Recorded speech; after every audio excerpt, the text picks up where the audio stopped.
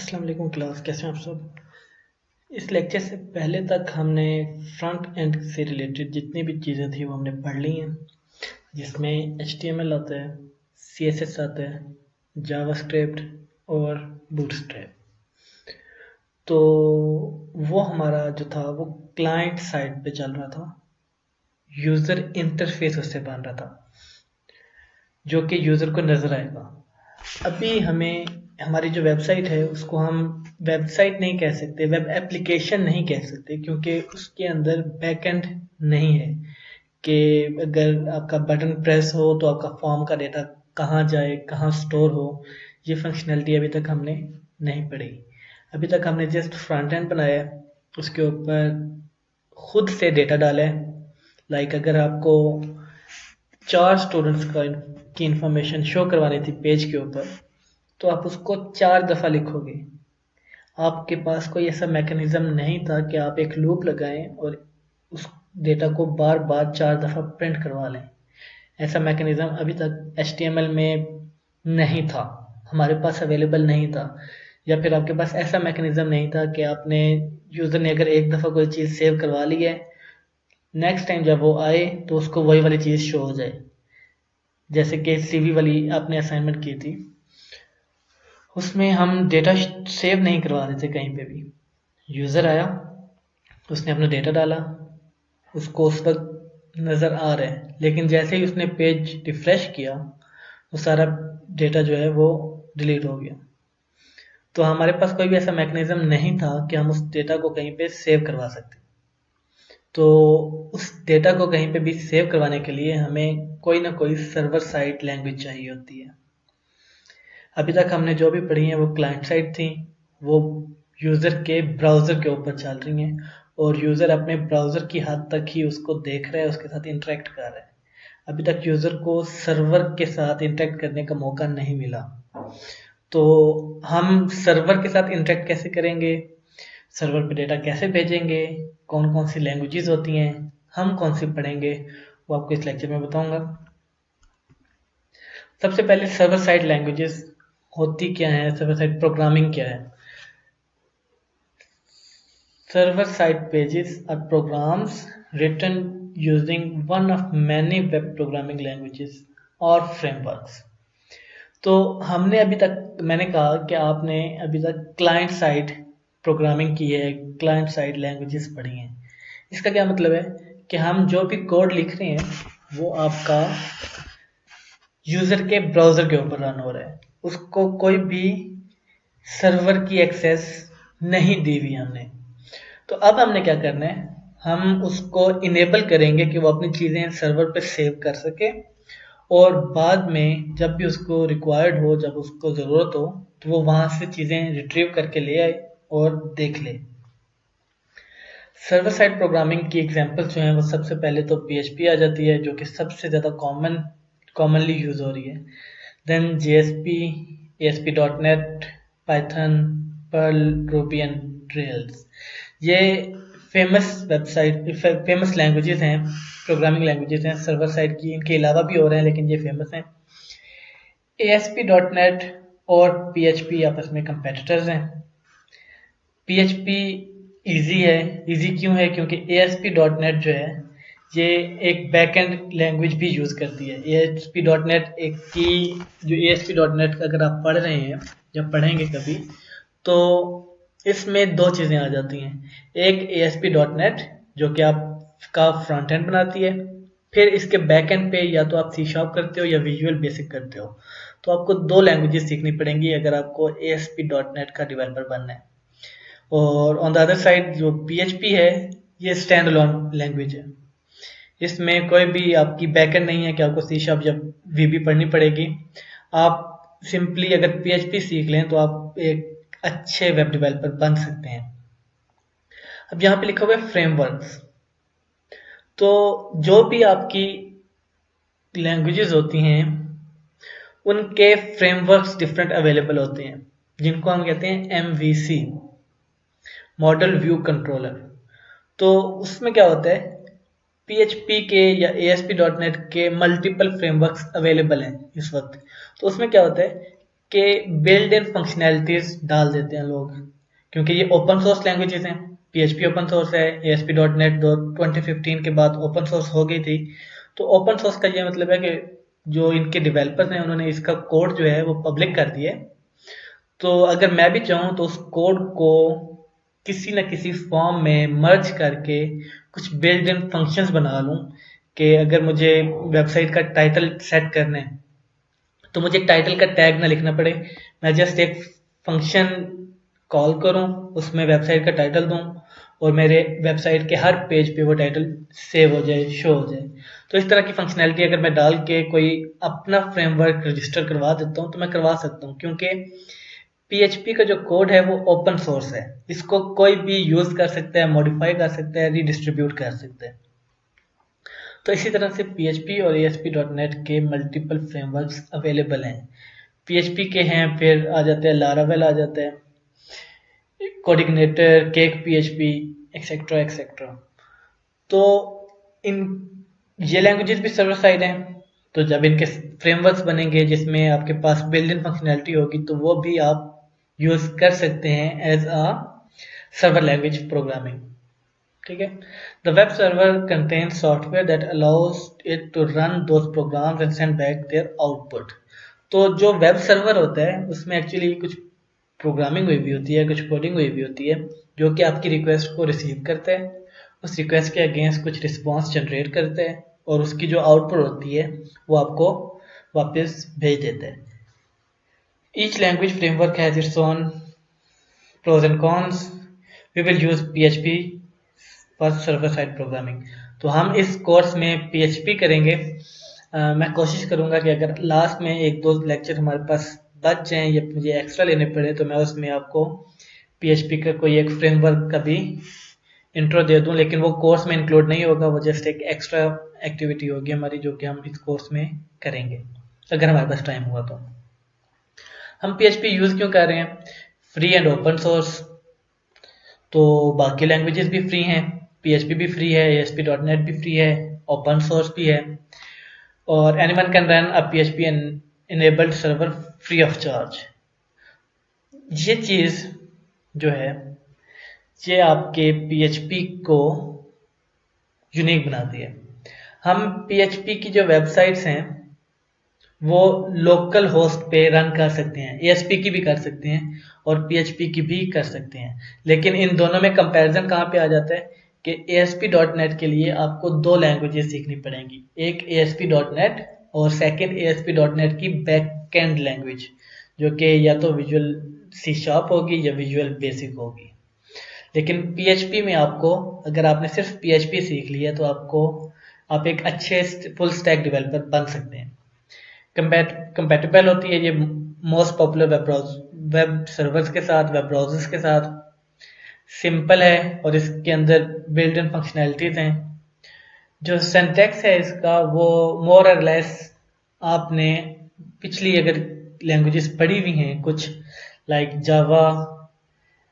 JavaScript और C++, तो उनसे ही मिलता जुलता इसका सिंटैक्स है। अवेलेबल है ये और डॉक्यूमेंटेड, इसकी जो डॉक्यूमेंटेशन है वो इजीली अवेलेबल है PHP.NET के ऊपर। तो अगर आपको कोई भी फंक्शन आपके लिए अननोन है तो आप क्या करेंगे, PHP.NET/ उस फंक्शन का नाम अगर लिख देंगे तो अगर वो फंक्शन एग्जिस्ट करता हुआ तो उसकी आपको फुल डॉक्यूमेंटेशन मिल जाएगी कि उस फंक्शन के कितने पैरामीटर्स हैं, कितने उसके इनपुट पैरामीटर्स हैं, आउटपुट पैरामीटर्स हैं, आप कौन कौन से फंक्शन जो पैरामीटर्स हैं वो रिक्वायर्ड हैं, कौन कौन से ऑप्शनल हैं, आपको सारी इंफॉर्मेशन मिल जाएगी। PHP is a widely used, free and efficient alternative to competitors such as Microsoft ASP.NET. What is PHP? PHP stands for, जो इसका फर्स्ट P है उससे PHP ही बनता है, और इस PHP से जो फर्स्ट PHP है इसका मतलब होता है personal home page. And then जो H है दैट इज हाइपरटेक्स्ट एंड जो P है that is preprocessor. So PHP की फुल फॉर्म क्या होगी? PHP hypertext preprocessor. और इस PHP की क्या फॉर्म होगी, पर्सनल होम पेज। लेकिन कुछ जगहों पे इसकी PHP की जब आप फुल फॉर्म देखेंगे तो वो सिंपली लिखी हुई है पर्सनल होम पेज। तो ऐसा नहीं है, जो फर्स्ट P है उससे दोबारा PHP बनता है, और हाइपरटेक्स्ट प्री प्रोसेसर, और इससे जब PHP बना तो उससे बना personal home page. This is a server side scripting language used to make web pages dynamic. अभी तक हमने डायनामिक वेबसाइट्स, डायनामिक पेजेस नहीं बनाए, हम अपने वेब पेजेस में डेटा खुद से डाल रहे हैं। लाइक अगर मुझे अपने 10 स्टूडेंट्स का डेटा शो करवाना है तो मैं एक टेबल में 10 रोज बनाऊंगा और उसमें 1 बाय 1 सब एंट्रीज डालूंगा। लेकिन जब वो अगर मैं उसी पेज को डायनामिकली क्रिएट करूं तो मुझे जस्ट एक रो बनानी पड़ेगी और उस रो को मैं दोबारा क्रिएट करवाऊंगा, और उसमें डेटा कहाँ से आएगा, मेरे डेटाबेस से। मेरे डेटाबेस में चीज़ें सेव्ड होंगी, वहाँ से मैं डेटा फेच करूंगा, अपने टेबल पे लेके आऊंगा। फर्स्ट रो बनाई, वहाँ उस टेबल पे मेरी एक लूप लगी हुई होगी जो कि फर्स्ट एंट्री के लिए फर्स्ट रो बनाएगी, सेकंड एंड 10th। तो मुझे अपना जो कोड है मेरा वो मिनिमाइज हो जाएगा। पहले मुझे 10 रोज इकट्ठी बनानी पड़ रही थी, अब मैं क्या कर रहा हूँ, एक ही रो बना रहा हूँ और उसको लूप थ्रू कर रहा हूँ 10 टाइम्स। तो मेरा जो कोड है वो एफिशिएंट हो गया है, मेरा जो डेटा है वो सिक्योर्ड भी है, सेव्ड भी है और रिट्रीवेबल भी है। तो मैं उसको जब भी चाहूँ रिट्रीव कर सकता हूँ। लेकिन अगर मेरी स्टैटिक वेबसाइट होगी मैं उसको दोबारा से रिट्रीव नहीं कर सकता। Provide different content depends on context.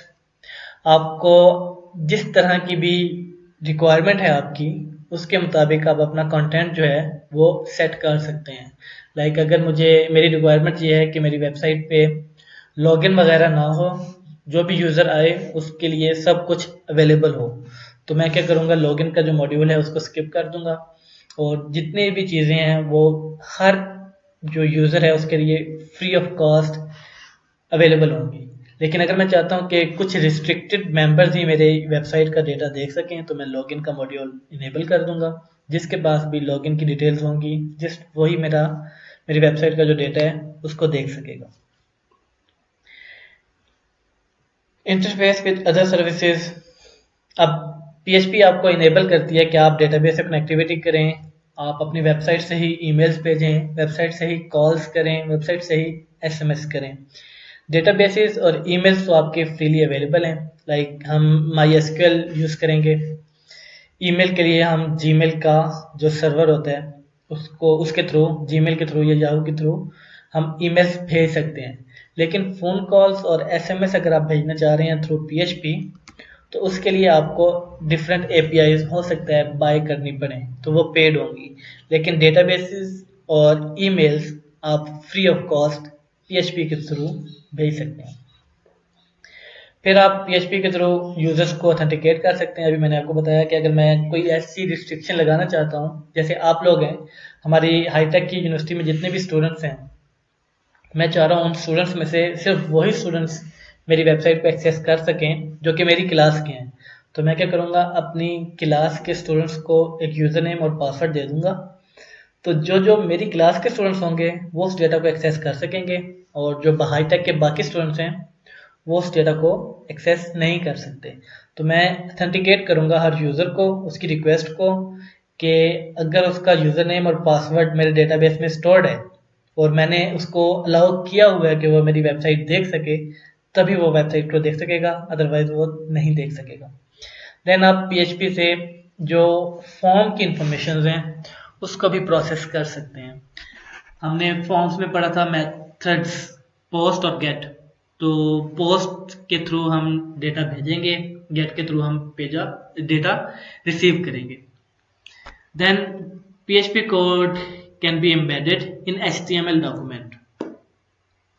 अब हमने अभी तक पढ़ा है कि हम HTML के डॉक्यूमेंट्स बनाते हैं और उनकी एक्सटेंशन होती है .html और उसके अंदर अपना कोड लिख देते हैं। PHP के लिए हमें क्या करना है, हम अपने PHP के कोड को HTML के साथ एम्बेड कर सकते हैं। दैट मीन्स कि अगर आपका HTML का डॉक्यूमेंट चल रहा है और वहाँ पे आपने बॉडी के अंदर एक डिव बनाया, उस डिव के अंदर आपने एक टेबल बनाया, तो उस डिव के अंदर जो टेबल है उससे पहले भी आप अपना PHP का कोड लिख सकते हैं।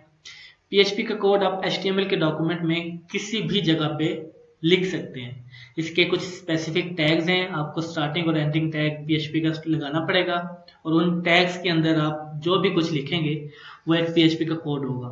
जैसे हम स्क्रिप्ट के लिए कर रहे थे, स्क्रिप्ट का टैग लगा रहे थे, स्टाइल के लिए कर रहे थे, स्टाइल का टैग लगा रहे थे, इसी तरह से हम PHP का भी एक टैग लगाएंगे और उस टैग को हम किसी भी जगह पे रख सकते हैं और जितनी मर्जी दफा हम यूज करना चाहें उसको कर सकते हैं। PHP is an amazing and popular language. It is powerful enough to be at the core of the biggest blogging system on the web, WordPress. जो WordPress है वो एक्चुअली PHP का ही फ्रेमवर्क है।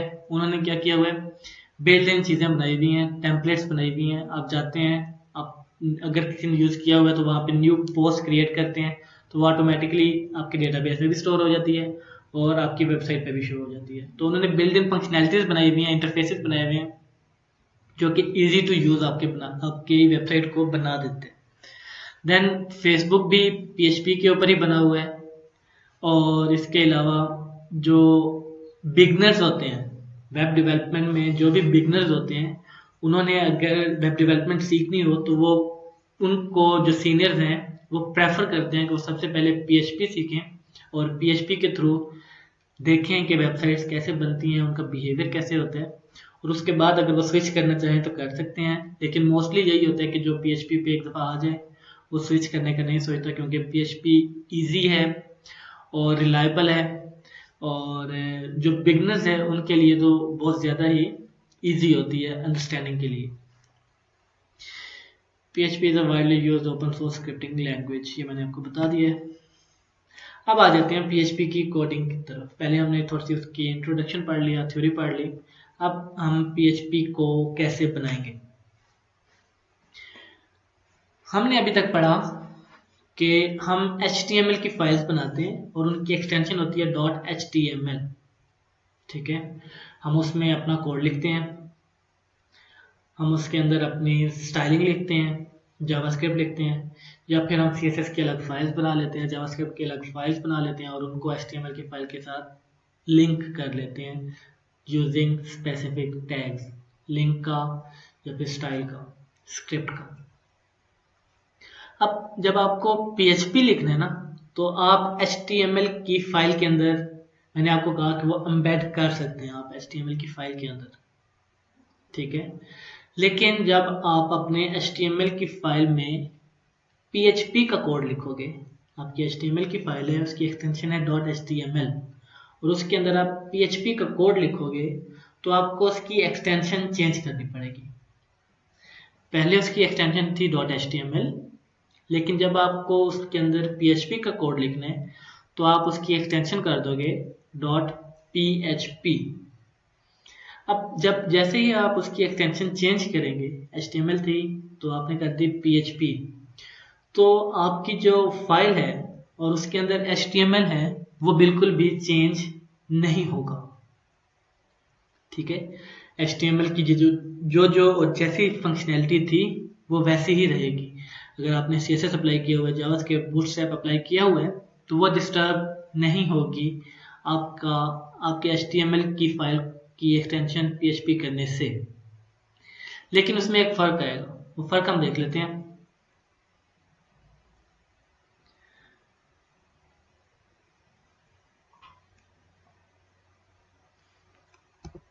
मैं ये PHP का कोड हटा देता हूँ, सेव किया, और इसकी मैंने एक्सटेंशन की HTML, ठीक है। अब जब मैंने इसको रन किया तो इसके अंदर हेलो वर्ल्ड लिखा हुआ है, इस फाइल के अंदर जस्ट एक ही H1 का टैग है और इसके अंदर हेलो वर्ल्ड लिखा हुआ है मैंने, ठीक है। अब अगर मैं इसकी एक्सटेंशन कर देता हूँ HTML की जगह PHP, क्योंकि मुझे इसके अंदर PHP का कोड भी लिखना है, तो क्या होगा? अब जब मैं इसको रन करूंगा तो ये आपके ब्राउजर के ऊपर रन नहीं होगी। ठीक है, HTML की फाइल्स जो थी वो आपके ब्राउजर पे रन हो रही थी क्योंकि वो क्लाइंट साइड थी। PHP की फाइल आपके ब्राउजर पे रन नहीं होगी क्योंकि ये सर्वर साइड लैंग्वेज है और ये हमेशा सर्वर पर ही रन होगी। तो इसको रन करने के लिए हमें एक सर्वर रिक्वायर्ड है। अब वो सर्वर ऑनलाइन भी हो सकते हैं। अगर आपके पास, आप में से किसी के पास डोमेन्स हैं, जैसे मेरे पास ये cPanel है, ये मेरे पास एक ऑनलाइन सर्वर है। यहाँ पे मैं अपनी वेबसाइट्स मैंने होस्ट की हुई हैं। ठीक है, तो मैं इसको यूज कर सकता हूँ। लेकिन अगर आपके पास ऑनलाइन सर्वर अवेलेबल नहीं है तो आप क्या करेंगे? तो हम लोकल सर्वर्स यूज करेंगे, यूटिलाइज करेंगे लोकल सर्वर्स को। ठीक है, तो लोकल सर्वर में आ जाता है जैम्प, वैम्प। जैम्प और वैम्प दो लोकल सर्वर्स हैं अपाचे के, जिनके ऊपर आप अपने PHP के स्क्रिप्ट्स, ASP.NET के स्क्रिप्ट्स रन कर सकते हैं, जिनके थ्रू टेस्टिंग के लिए। क्योंकि ऐसा होता है कि जब हमारा ऑनलाइन सर्वर होता है ना, उसके ऊपर जब हम चेंजेस कर रहे होते हैं तो बार बार अपलोड डाउनलोड करने से काफ़ी टाइम वेस्ट होता है। तो हम क्या करते हैं, हम अपनी डेवलपमेंट जो है वो लोकल सर्वर पे करते हैं, जहाँ पे हमें रिक्वेस्ट वगैरह का जो रिस्पॉन्स है वो क्विकली मिल जाता है, क्योंकि हमारे ही कंप्यूटर पे वो वेबसाइट होस्टेड है। तो जैसे ही रिक्वेस्ट की तो विद इन मिली सेकेंड्स उसका रिस्पॉन्स आ जाता है। तो हम अपनी टेस्टिंग जो है वो लोकल सर्वर पे करते हैं, और जब हमारी वेबसाइट बग फ्री हो जाती है या फिर वो इतनी हो जाती है कि हम उसको अपलोड करते हैं, तो तब हम उसको ऑनलाइन सर्वर्स पे होस्ट करते हैं, अपलोड कर देते हैं। लेकिन जो आपका लोकल होस्ट है, जो भी आपका लोकल होस्ट होगा, वो आप सिर्फ आप ही उसको एक्सेस कर सकते हैं, उसको कोई और एक्सेस नहीं कर सकता। जस्ट आप ही उसको एक्सेस कर सकेंगे। ठीक है, तो अगर आप ये सोच रहे हैं कि आप लोकल होस्ट पे वेबसाइट बनाएंगे और आपने लोकल होस्ट पे उसको होस्ट भी कर लिया, तो कोई भी और दूसरा बंदा या कोई और आपके लैपटॉप के अलावा कोई और लैपटॉप आपकी वेबसाइट को एक्सेस नहीं कर सकता अनटिल अनलेस आप उस वेबसाइट को किसी ऑनलाइन सर्वर पे अपलोड करें। ठीक है, तो हम लोकल सर्वर के लिए यूज करेंगे जैम्प। जैम्प फ्रीली अवेलेबल है। आप अगर गूगल में जैम्प लिखेंगे तो अपाचे की एक वेबसाइट है, वहां से आप इसको डाउनलोड कर सकते हैं अपने ओएस के मुताबिक। अगर आप विंडोज यूज कर रहे हैं, लिनक्स या ओएस, तो आप की जो भी ऑपरेटिंग सिस्टम है उसके लिहाज से आप अपना जैम्प का जो सेटअप है वो डाउनलोड कर सकते हैं। मैं विंडोज यूज कर रहा हूँ, मैं इस पर क्लिक करूंगा और ये 150 प्लस या उसके करीब करीब की फाइल होगी एक, इसको आप डाउनलोड कर लेंगे, इंस्टॉल करेंगे। जब आप इंस्टॉल कर लेंगे तो इस तरह का एक इंटरफेस आपका आएगा। इनिशियली सब कुछ स्टॉप होगा। ठीक है, अपाचे, MySQL, फाइलज़िला, और ये तीन चीज़ें हमें नहीं रिक्वायर्ड। हम जस्ट अपाचे और MySQL यूज़ करेंगे। अपाचे आपका लोकल सर्वर बनाएगा और MySQL आपके डेटाबेस के लिए यूज़ होगा। ठीक है, तो इस तरह का आपका एक इंटरफेस आएगा। सेकेंड चीज़ ये है कि जब आप इसको इंस्टॉल करेंगे तो ये आपसे डायरेक्टरी मांगेगा, और बाय डिफ़ॉल्ट ये सी के अंदर जैम्प का फोल्डर बनाता है। अनलेस आप इसको चेंज नहीं करते, तो अगर आप चेंज करते हैं तो वो आपको पता होगा कि आप इसको कहाँ इंस्टॉल कर रहे हैं। लेकिन अगर आप चेंज नहीं करते तो ये इंस्टॉल होता है सी के अंदर, सी ड्राइव के अंदर, जो या आपकी जो भी विंडोज़ वाली ड्राइव होती है उसके अंदर जैम्प का फोल्डर क्रिएट करते हैं, और वहाँ पे ये जो आपका जैम्प है वो इंस्टॉल होता है। ठीक है, तो अगर आपको यहाँ पे सर्च करने से जैम्प नहीं मिल रहा, तो आपने जहाँ पे भी आपकी इंस्टॉलेशन डायरेक्टरी है वहाँ से जाके आप जैम्प control.exe की फाइल को जब रन करोगे तो आपका जैम्प रन हो जाएगा। ठीक है, अब यहाँ पे हैं दो चीज़ें, हमें दो ही चाहिए, अपाचे और MySQL। तो मैं अपाचे को स्टार्ट करूंगा और मैं MySQL को स्टार्ट करूंगा। अब यहाँ पे कुछ स्टूडेंट्स के एरर्स आएंगे कि अपाचे आपका स्टार्ट नहीं होगा। आप अपाचे को स्टार्ट करना चाहेंगे लेकिन वो जैसे ही आप स्टार्ट करेंगे यहाँ पे कुछ वार्निंग्स आएंगी और ये ऑटोमेटिकली स्टॉप हो जाएगा।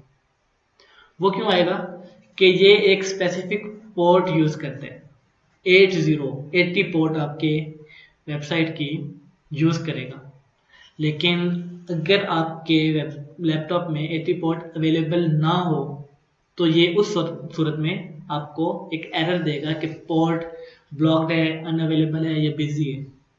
ठीक है, तब होता है मोस्टली जब आपने कोई और सर्वर इंस्टॉल किया हुआ हो या आपके सिस्टम में स्काइप इंस्टॉल्ड हो या फिर कोई भी ऐसी एप्लीकेशन हो जो 80 पोर्ट को यूज कर रही है, तो आपके पास एरर आएगा कि आपका जो अपाचे सर्वर है वो could not start due to block port.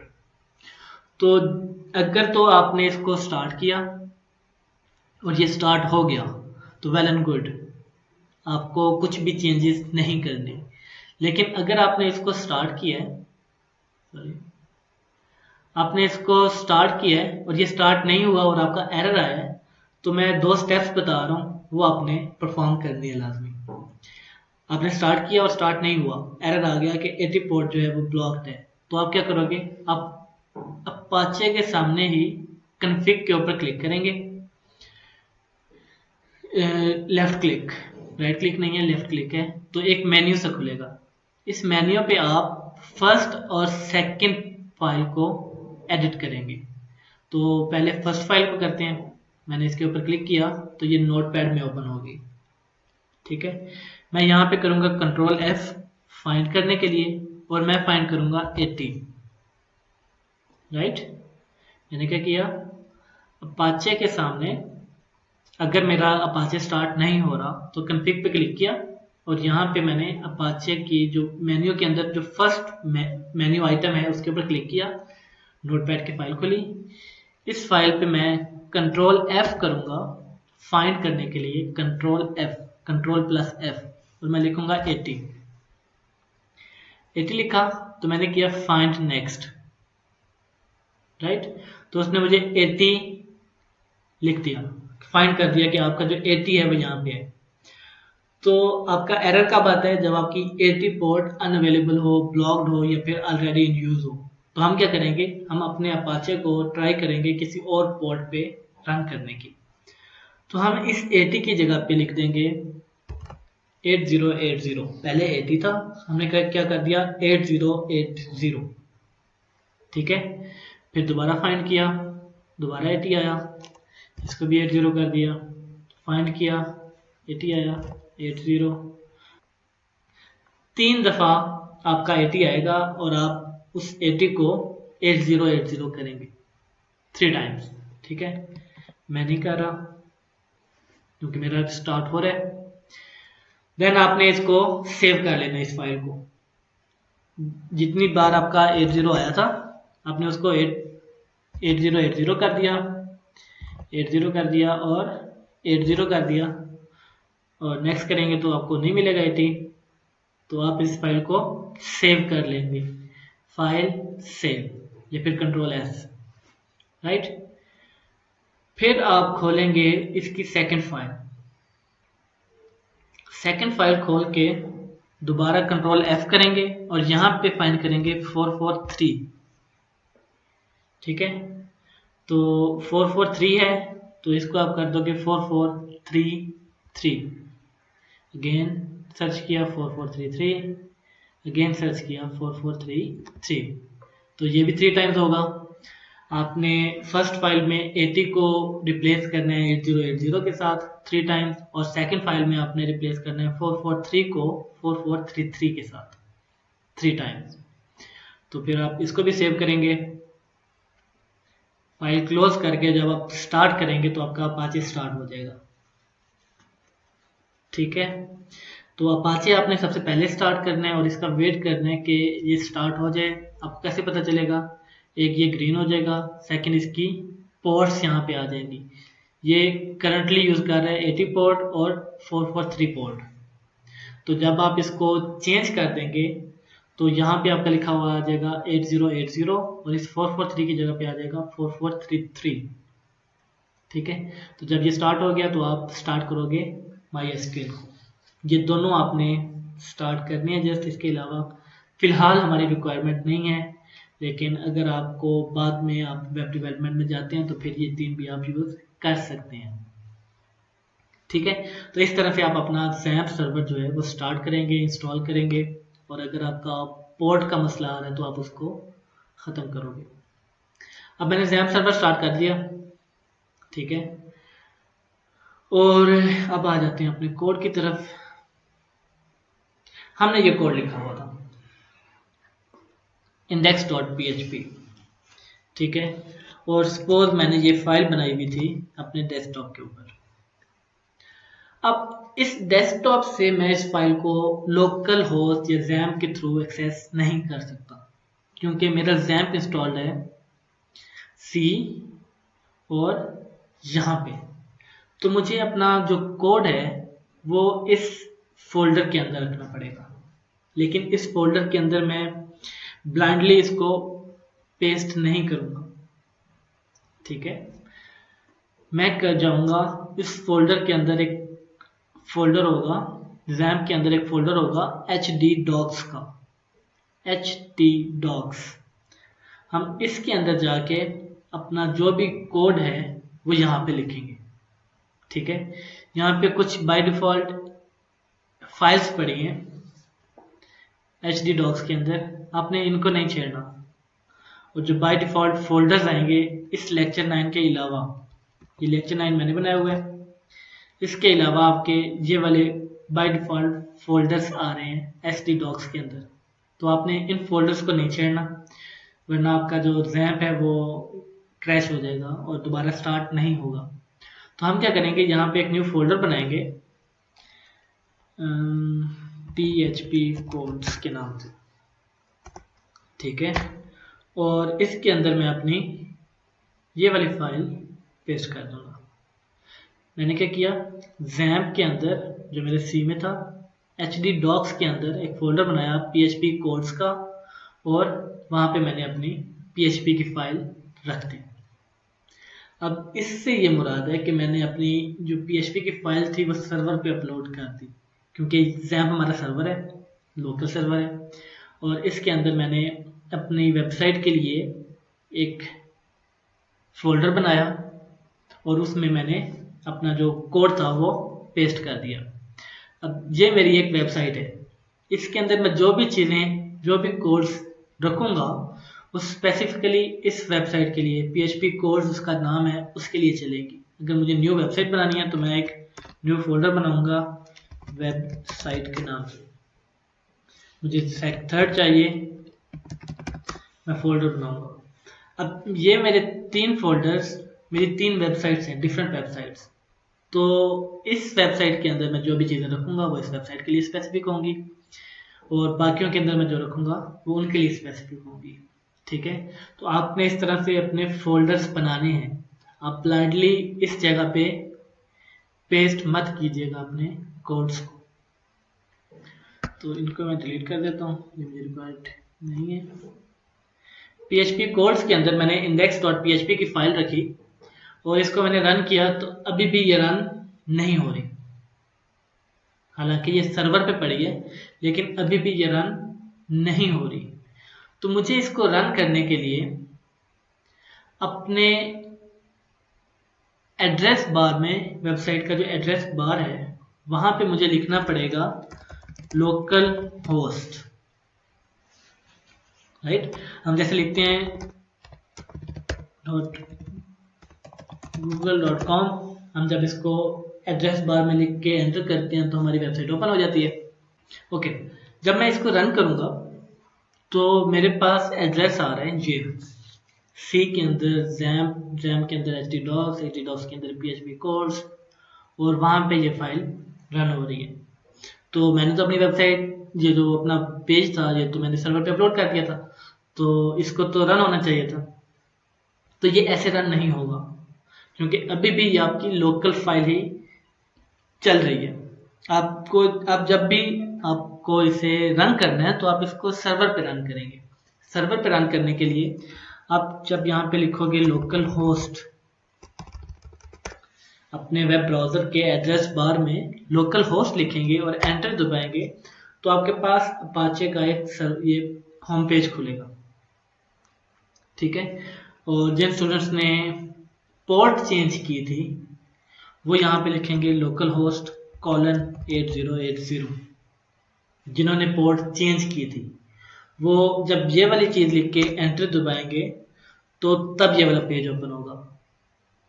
ठीक है, और जिन्होंने पोर्ट चेंज नहीं की हुई वो जस्ट लोकल होस्ट लिखेंगे तो आपका ये वाला पेज ओपन हो जाएगा।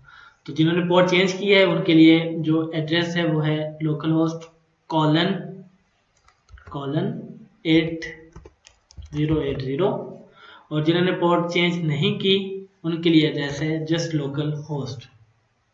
ठीक है, तो जब आप लोकल होस्ट लिख रहे हैं तो दैट मीन्स कि आप इस सी के अंदर ज़ैम्प के अंदर htdocs के फोल्डर में आ गए। ठीक है, अब यहां से आपने वेबसाइट ओपन करनी है अपनी PHP कोड्स वाली। तो मैं लिखूंगा लोकल होस्ट के अंदर जाके PHP कोड्स की वेबसाइट को ओपन करो और इस वेबसाइट के अंदर कौन सी फाइल ओपन करनी है, index.php। तो एक और स्लैश लगाई और यहाँ पे लिखा index.php लोकल होस्ट। इस लोकल होस्ट से आपको यहाँ तक का एड्रेस नहीं लिखना पड़ेगा, htdocs के अंदर वाला एड्रेस आप इससे आगे लिखेंगे। तो लोकल होस्ट मैंने लिख लिया तो यहाँ तक आ गए, फिर मुझे लोकल होस्ट के साथ लिखना पड़ेगा अपनी वेबसाइट का नाम जो कि आप अपनी मर्जी से सेट करेंगे। मैंने रखा हुआ था PHP कोड्स का, तो मैंने यहाँ पे लिखा PHP कोड्स, और फिर इस वेबसाइट के अंदर मुझे कौन सा पेज ओपन करना है, index.php। तो मैंने लिख दिया कि लोकल होस्ट के अंदर इस वेबसाइट के अंदर ये वाला पेज ओपन करो। तो मैंने रन किया तो मेरा जो PHP का स्क्रिप्ट था वो एग्जीक्यूट हो गया। ठीक है, तो आप अपना PHP का जितना भी कोड होगा वो इस तरह से एग्जीक्यूट करेंगे। सबसे पहले आप अपना ज़ैम्प स्टार्ट करेंगे, इसमें अपाचे स्टार्ट करना है, MySQL स्टार्ट करना है। MySQL की अभी हमें इस लेक्चर में ज़रूरत नहीं होगी, लेकिन नेक्स्ट लेक्चर्स में जो नेक्स्ट लेक्चर होगा नेक्स्ट वीक का उसमें हम MySQL के साथ इंटरेक्ट करेंगे। तो आपने इन दोनों को स्टार्ट करना है सबसे पहले। ये स्टार्ट नहीं होंगे, अगर मैं इसको स्टॉप कर दूं और मैं अब इसको एक्सेस करने की कोशिश करूं तो मेरा पेज ओपन नहीं होगा क्योंकि मेरा लोकल होस्ट जो है वो रन नहीं हुआ होगा। तो जैसे ही मैं इसको स्टार्ट करूंगा तो और अब इसको रिफ्रेश करूंगा तो ये मेरा पेज ओपन हो जाएगा। तो सबसे पहले आपने अपना लोकल होस्ट स्टार्ट करना है, उसके बाद फिर आपने PHP के कोड को ज़ैम्प के अंदर htdocs के अंदर एक फोल्डर बना के वहां पे पेस्ट करना है। फिर आपने लोकल होस्ट के साथ उस फोल्डर को और उस फाइल के नाम को लिख के ओपन करना है। तो PHP का कोड आप इस तरह से एग्जीक्यूट करेंगे। ठीक है,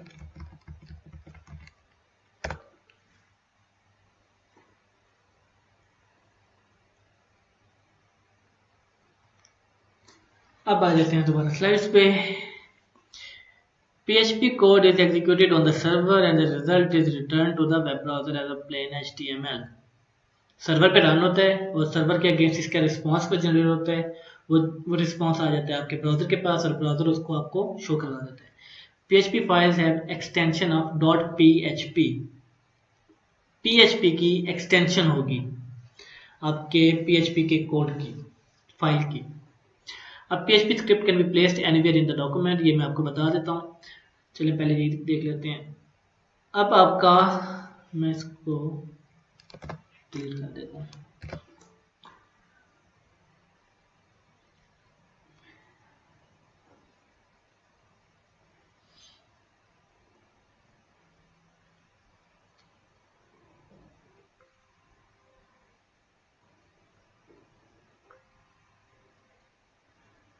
ओपन फोल्डर, दिस फोल्डर, इसको डिलीट और ये हो गया। ठीक है, अब हमारी उस PHP जो हमारा HTML की फाइल थी, हमने जस्ट उसकी एक्सटेंशन चेंज की थी, हमने HTML की जगह पे कर दिया था PHP। तो अब इस फाइल के अंदर PHP का कोई भी कोड नहीं है, ये प्लेन HTML का कोड है। ठीक है, लेकिन अगर आपको इस फाइल में PHP का कोड एंटर करना है तो वो आप किसी भी जगह पे कर सकते हैं। जैसे हम जावास्क्रिप्ट का कर रहे थे कि हम हेड में भी कर सकते हैं, बॉडी में भी कर सकते हैं और बॉडी के एंड पे भी कर सकते हैं। लेकिन हमें करना कहाँ पे था? HTML के अंदर। इस HTML के अंदर हम जावास्क्रिप्ट का जो स्क्रिप्ट का टैग था वो किसी भी जगह पे प्लेस कर सकते थे, जैसे ये। अब जो PHP का कोड है वो भी हम किसी जगह पे भी प्लेस कर सकते हैं, लेकिन उसकी हमें एक इंडिपेंडेंस ये मिली है कि हम HTML से भी बाहर उसको यूज कर सकते हैं। ठीक है, हम HTML से भी बाहर उसको यूज कर सकते हैं, राइट। अब यूज कैसे करेंगे, PHP का कोड एंटर कैसे करेंगे? तो मैंने आपको बताया कि PHP के कोड के स्टार्टिंग और एंडिंग टैग्स होते हैं। तो इसका जो स्टार्टिंग टैग है वो है angle bracket question mark PHP, ये इसका है starting tag. Angle bracket question mark और विदाउट स्पेस PHP आपने लिखना है, तो ये इसका हो गया स्टार्टिंग टैग। और इसका एंडिंग टैग होगा question mark angle bracket, right. तो अगर आपको जल्दी लिखना है तो आप एंगल ब्रैकेट स्टार्ट करेंगे, question mark angle bracket closed, इसके दरमियान में PHP और एंटर। जिस ऑर्डर में आपका एंगल ब्रैकेट और क्वेश्चन मार्क आ रहा है उसी ऑर्डर में वो क्लोज होगा। सबसे एंड पे आपका, सबसे स्टार्ट में आपका एंगल ब्रैकेट थी, सबसे एंड पे क्लोज होगी, उसके बाद क्वेश्चन मार्क वो क्लोज और यहाँ पे PHP। तो ये इसका हो गया स्टार्टिंग टैग, ये इसका हो गया एंडिंग टैग। इन टैग्स के अंदर आप जो भी कोड लिखेंगे वो PHP का कोड कंसीडर होगा, राइट। मैं लिखता हूं echo hello world from PHP script. ठीक है, एको का मैं बता देता हूँ ये क्या होता है। मैंने एक स्ट्रिंग लिखी hello world from PHP script और इस पेज पे हेलो वर्ल्ड का एक टेक्स्ट भी है जो कि HTML से जनरेट हो रहा है। ठीक है, सेव किया। जब मैं इस फाइल को दोबारा एग्जीक्यूट करूंगा तो ये वाली चीज मेरी PHP के स्क्रिप्ट से आ रही है और ये वाली चीज मेरे HTML के H1 टैग से आ रही है। अब जब मैं इसके ऊपर राइट क्लिक करूंगा तो मुझे PHP का कोड नजर नहीं आएगा, मुझे मेरा PHP का कोड नजर नहीं आ रहा, जस्ट उसकी आउटपुट शो हो रही है। तो मैंने ये वाली जो लाइन है ये कैसे लिखी है किसी को नहीं पता, सिर्फ मुझे पता है। उसको जस्ट जो भी यूजर होगा मेरी वेबसाइट का उसको जस्ट ये शो हो रहा है कि मैंने ये वाली चीज लिखी दी है अपनी वेबसाइट में। इसको मैंने किस तरह से लिखा है ये उसको नहीं पता, लेकिन जो ये वाला कोड है हेलो वर्ल्ड का, ये मैंने H1 के टैग में लिखा था, HTML का टैग था, तो वो यूजर को शो होगा। तो जितनी भी वेबसाइट्स आप यूज करते हैं आप उसके PHP के कोड को नहीं देख सकते कि उसने क्या लॉजिक्स लगाई हुई हैं, किस तरह से डेटा को शो किया हुआ है या फिर डिस्प्ले किया हुआ है, रिट्रीव किया हुआ है सर्वर से, आप वो नहीं देख सकते, आपको जस्ट डेटा शो होता है। तो PHP इसीलिए सिक्योर है कि जो भी आपका कोड है वो यूजर को नजर नहीं आता। ठीक है, तो मैंने आपको बताया कि आप PHP के जो टैग्स हैं वो आप अपने पेज में किसी भी जगह पे यूज कर सकते हैं। तो मैं अगर इस टैग को PHP को यहां पे लिख दूं तो क्या होगा, मेरा HTML सबसे पहले चलेगा और PHP का कोड उसके बाद चलेगा। क्यों? क्योंकि HTML का टैग पहले आ रहा था और PHP का जो टैग है वो बाद में आ रहा था। अब अगर मैं इसी कोड को यहां पे लिख दूं तो क्या होगा, मेरा पहले PHP का टैग चलेगा, फिर h1 का टैग चलेगा। PHP का टैग चला और h1 का टैग चला। तो आप इस PHP के टैग को अपने HTML के डॉक्यूमेंट में किसी भी जगह पे एम्बेड कर सकते हैं। ये आपके ऊपर है कि आपने इसको कहाँ पे यूज़ करना है, या फिर आप इसको मल्टीपल टाइम भी यूज़ कर सकते हैं। तो आपका मल्टीपल टाइम आपका जो PHP का स्क्रिप्ट है वो एग्जीक्यूट होगा। ऑर्डर मैटर करता है कि आप किस ऑर्डर पे इसको प्लेस कर रहे हैं, ये अपने ऑर्डर के लिहाज से ही एग्जीक्यूट होगा।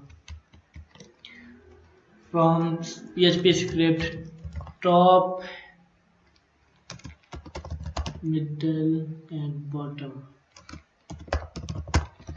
अब इस स्क्रिप्ट में सबसे पहले ये वाला स्क्रिप्ट आएगा, फिर मिडल वाला आएगा, फिर आपका HTML का आएगा और सबसे एंड पे ये वाला आएगा। तो जब मैं इसको एग्जीक्यूट करूँगा तो सबसे पहले टॉप आया, मिडल आया, फिर हेलो वर्ल्ड आया HTML से और फिर बॉटम। तो आपका जो ऑर्डर है वो मैटर करेगा कि आप अपने PHP के स्क्रिप्ट को किस जगह पे प्लेस कर रहे हैं, तो वो आपने वाइजली करना है। अगर आपको PHP का स्क्रिप्ट सबसे एंड पे चलाना है तो आप उसको सबसे एंड पे रखेंगे। अगर आप चाह रहे हैं कि PHP का स्क्रिप्ट सबसे पहले चले तो आप उसको सबसे पहले रखेंगे। अगर आप चाह रहे हैं कि कुछ HTML के जो एलिमेंट्स हैं वो लोड हो जाएं, उनके बाद मुझे अपना PHP का स्क्रिप्ट चलाना है, तो आप उसको मिडिल में किसी भी ऐसी जगह पे रख सकते हैं जो आपकी रिक्वायरमेंट है। राइट, तो अब PHP script starts with this and ends with this. तो ये इसका स्टार्टिंग टैग है और ये इसका एंडिंग टैग है। इसके दरमियान में आप अपना PHP का जो कोड है वो लिखेंगे। अब PHP statement and with a semicolon, जो टर्मिनेटर है आपका वो आपके PHP के स्क्रिप्ट को की लाइन को एंड करेगा।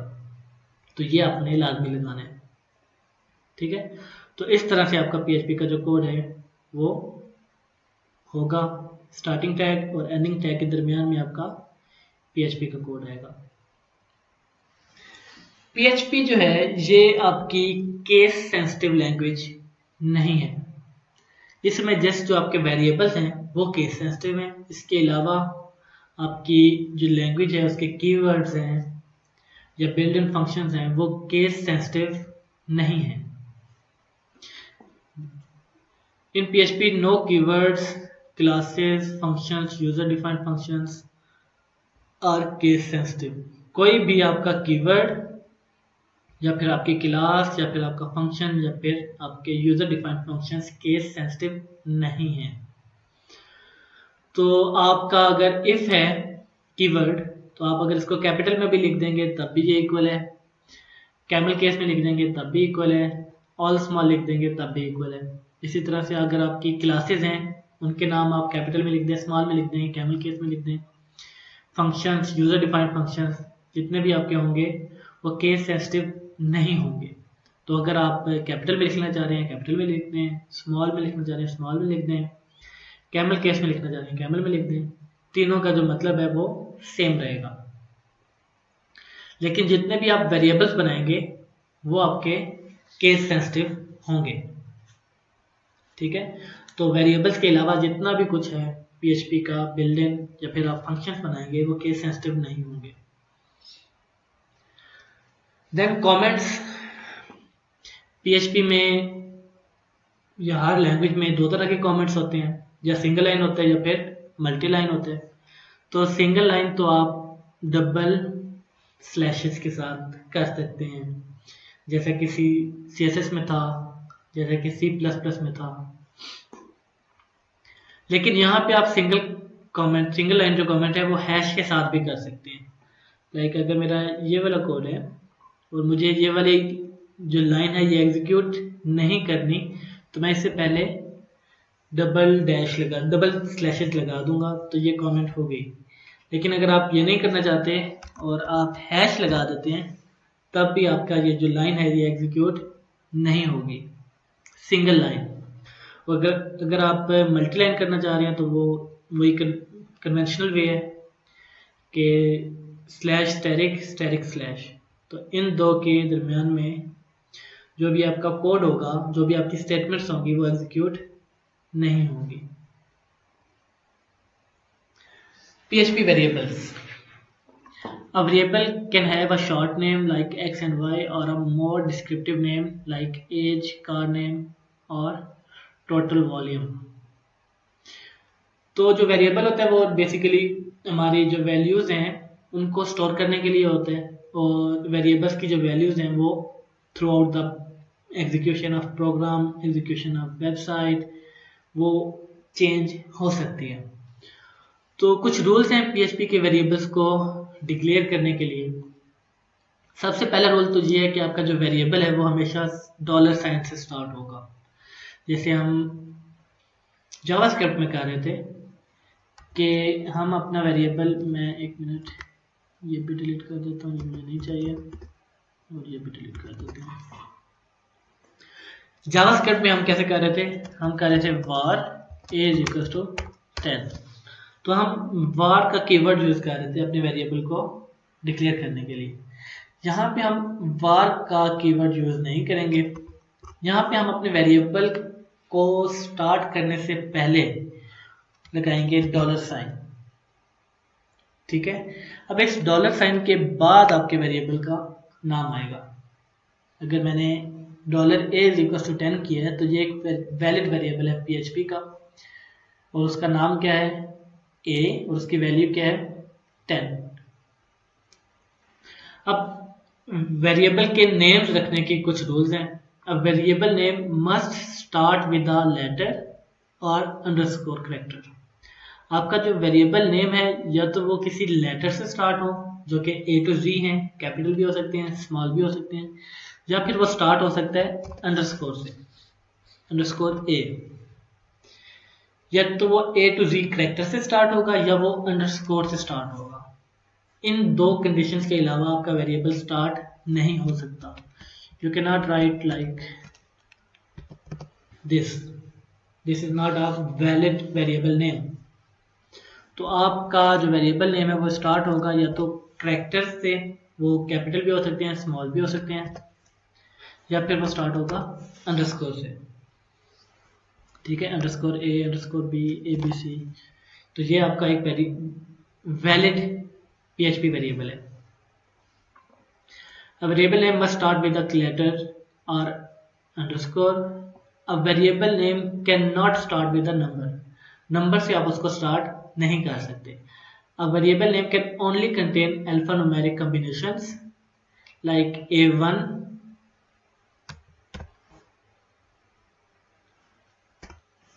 this is the valid variable, alphanumeric combination है।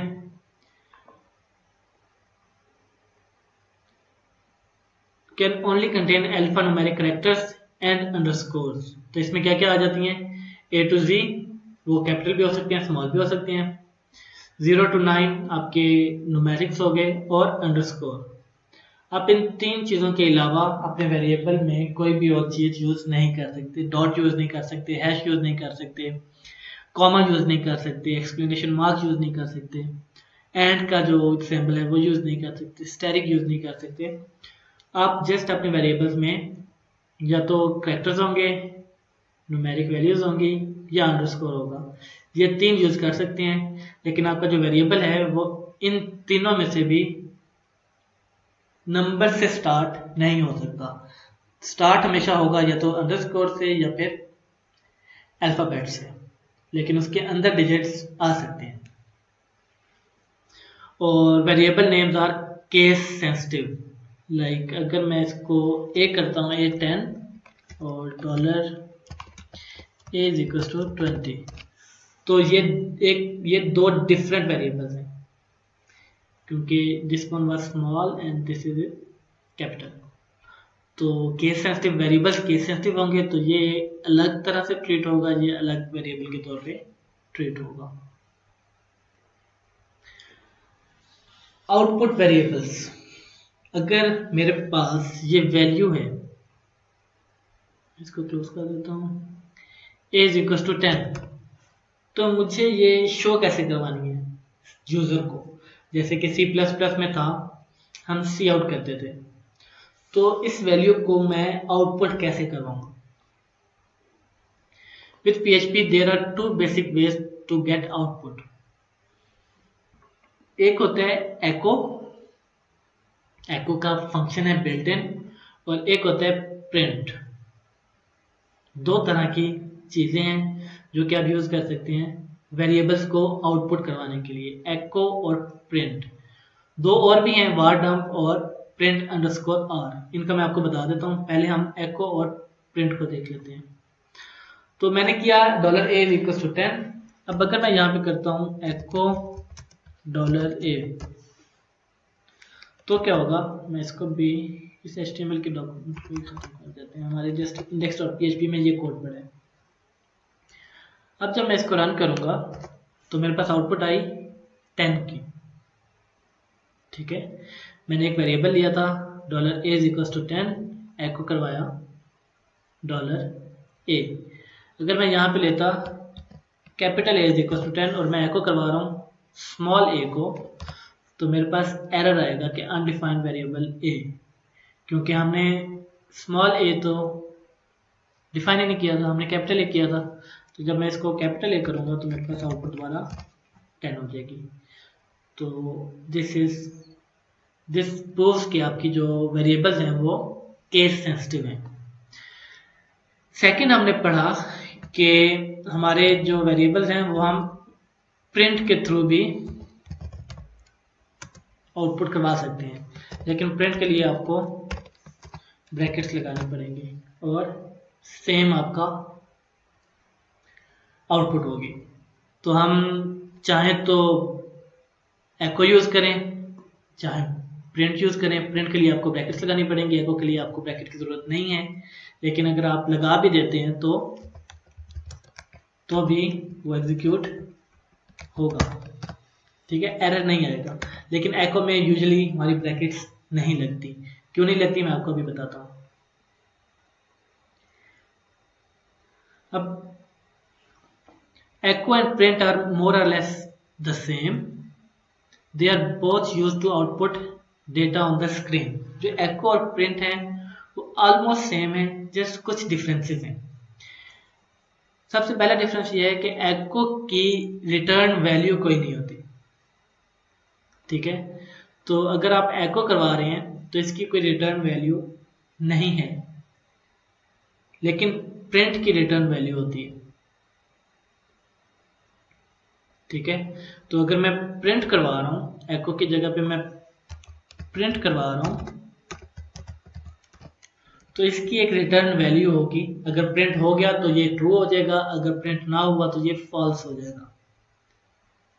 ठीक है, अगर प्रिंट हो गया तो ये ट्रू हो जाएगा, अगर प्रिंट ना हुआ तो ये फॉल्स हो जाएगा।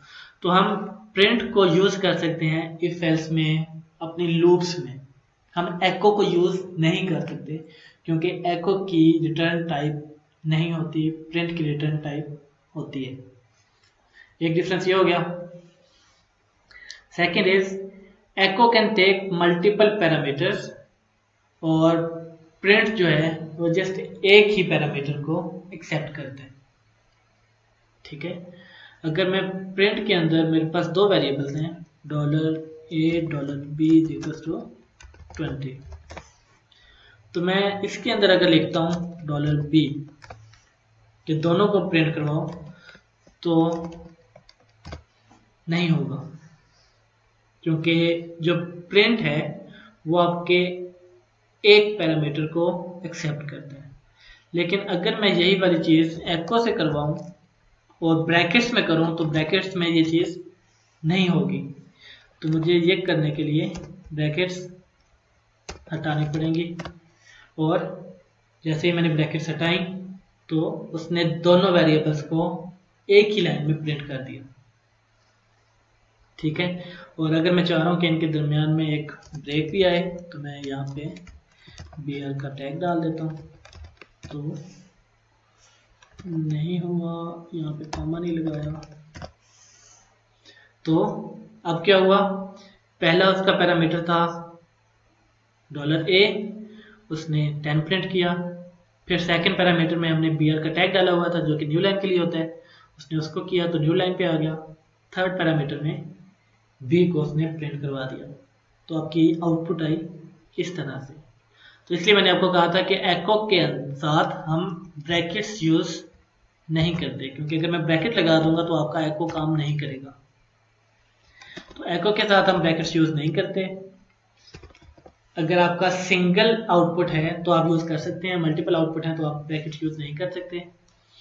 प्रिंट के साथ आप ब्रैकेट यूज करते हैं, और प्रिंट में आप जस्ट एक ही पैरामीटर फॉरवर्ड कर सकते हैं। और जो थर्ड है वो ये है कि एको जो है आपका प्रिंट से मार्जिनली फास्ट है, यानी कि एको की आउटपुट जल्दी आती है, मार्जिनली, इतना ज़्यादा फर्क नहीं है, लेकिन प्रिंट के लिहाज से वो थोड़ा सा फास्ट है। तो ये तीन डिफरेंसेस हैं एको और प्रिंट में। एक ये कि एको की रिटर्न टाइप नहीं है, प्रिंट की रिटर्न टाइप है। एको मल्टीपल पैरामीटर्स को ले सकता है, प्रिंट मल्टीपल पैरामीटर्स को नहीं ले सकता, और एको जो है वो मार्जिनली फास्ट है प्रिंट के अगेंस्ट। अब दो और वेरिएबल्स भी हैं, दो और आउटपुट वेरिएबल्स भी हैं जिनको हम यूज कर सकते हैं, var dump और print r। अगर तो मैं करता हूं, मैं b को हटा देते हैं यहाँ से, और जहाँ पे मैं करता हूँ var underscore dump और $a। अब ये क्या करेगा, ये मुझे इस वेरिएबल की डिटेल्स बताएगा। अगर मैंने इसको रिफ्रेश किया तो उसने मुझे बताया कि हमारा जो वेरिएबल था उसकी टाइप थी इंटीजर, और उसके अंदर ये डेटा पड़ा है। अगर मैं इसके अंदर रखवाता 0.5, तो ये मुझे बता रहा है कि आपके डेटा टाइप की, आपका जो वेरिएबल है उसकी डेटा टाइप है फ्लोट, और उसके अंदर वैल्यू क्या पड़ी है ये। और अगर मैं इसको डबल कोट्स में डाल दूं तो ये मुझे बता रहा है कि मेरी स्ट्रिंग है, उसकी लेंथ इतनी है, और उसके अंदर ये वैल्यू पड़ी है। तो var dump का फंक्शन क्या कर रहा है, आपकी वैल्यू भी बता रहा है आपके वेरिएबल की, उसकी डेटा टाइप भी बता रहा है, और अगर वो स्ट्रिंग है तो वो उसकी लेंथ भी बता रहा है। ठीक है। और प्रिंट आर का जो फंक्शन है ये यूज होता है एरेज को आउटपुट करवाने के लिए। लाइक अगर मैं यहाँ पे, चलिए इसको हम देख लेते हैं आगे। यूजुअली क्या होता है कि हम एरे को आउटपुट करवाने के लिए लूप्स यूज करते हैं। तो अगर हम लूप यूज ना करें और एरे को वैसे ही प्रिंट करवाना है तो उसके लिए हम प्रिंट आर का फंक्शन जो है वो यूज करते हैं। लूप्स एको या प्रिंट, जस्ट सिंपल प्रिंट के थ्रू आउटपुट नहीं होती। अगर हम अपनी एरेज हैं उनको विदाउट लूप प्रिंट करवाना चाहें तो हम प्रिंट आर का जो फंक्शन है वो यूज करते हैं। ये जब हम अभी एरेज पढ़ेंगे तो मैं उसमें आपको बता देता हूँ कि इसको यूज कैसे करना है। तो ये आपके आउटपुट वेरिएबल्स हैं, एको है और प्रिंट है। var dump आपकी इंफॉर्मेशन को बता देता है, और प्रिंट आर जो है वो एरेज को प्रिंट करने के लिए यूज होता है। तीन डिफरेंसेस हैं एको और प्रिंट में। एको की रिटर्न टाइप नहीं है, प्रिंट की रिटर्न टाइप होती है। एको मल्टीपल पैरामीटर्स को ले सकता है, प्रिंट एक ही पैरामीटर को लेता है। एको जो है वो मार्जिनली फास्टर है प्रिंट के अगेंस्ट, प्रिंट के मुकाबले में। डेटा टाइप्स यहाँ पे हैं। यूजली हमारा जो वेरिएबल है हम उसके साथ कुछ भी डेटा टाइप नहीं लिखते, जो उसकी वैल्यू होती है उसी के लिहाज से उसकी डेटा टाइप सेट हो जाती है। जैसे अभी मैंने इसके अंदर जब स्ट्रिंग लिखी तो इसकी data type automatically var dump ने बताया कि स्ट्रिंग है। फ्लोट वैल्यूज लिखी थी तो var dump ने बताया फ्लोट है। इंटीजर लिखा था तो उसने बताया इंट है। तो हम यूजली यूज नहीं करते, लेकिन इस तरह के डेटा आप टैकल कर सकते हैं PHP में। String, integer, float, Boolean, array और नल। तो इस तरह की आप जो चीज़ें हैं, आपकी वैल्यूज़ हैं, वो आप स्टोर कर सकते हैं PHP के वेरिएबल्स के अंदर। हम किसी भी वेरिएबल के साथ नॉमिनेट नहीं करते कि ये जस्ट स्ट्रिंग वेरिएबल है या ये इंटीजर वेरिएबल है। जो भी वेरिएबल की वैल्यू होती है उसके मुताबिक आपके जो वेरिएबल है उसकी डेटा टाइप सेट हो जाती है ऑटोमेटिकली, हम नॉमिनेट नहीं करते। फिर PHP के स्ट्रिंग फंक्शंस हैं, ठीक है। और स्ट्रिंग फंक्शंस में